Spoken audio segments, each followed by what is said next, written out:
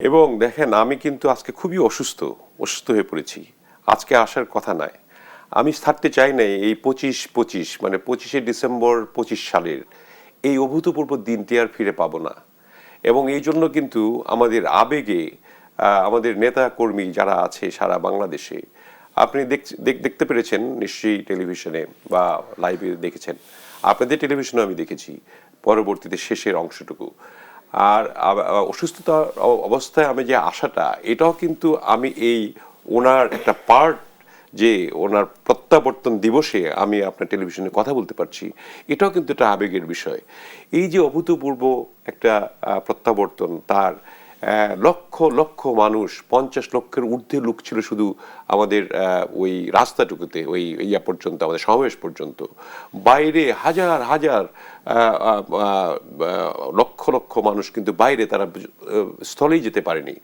এবং সারা দেশে যারা ১০ থেকে ১২ কোটি লোক অবলোকন করেছেন তার প্রত্যাবর্তন, তার পরিবারের প্রত্যাবর্তন, তিনি যে একজন এই মাটির টান যে তার মধ্যে কতটুকু, সেটা তো আপনারা বুঝতে পারলেন যে যখন বেরিয়ে এসে তিনি জুতা খুলে পাটা মাটিতে রাখলেন এবং হাতে মাটি নিয়ে সে যে নিজের দেশের মাটিটা ছুলেন।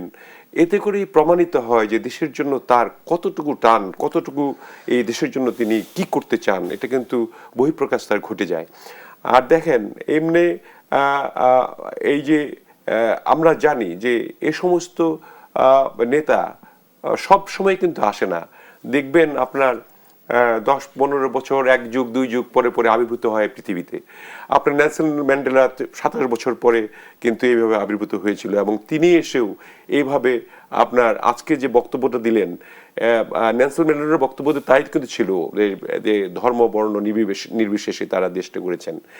আপনার খমেনি, আপনার ইরানের ১৬ বছর ফ্রান্সে নির্বাসিত জীবন ছিল, এবং এক্সাইলে থেকে তারপরে যখন ব্যাক করে তারপরে কিন্তু এই আপনার অভ্যুত্থানের মাধ্যমে সার পতন হলো।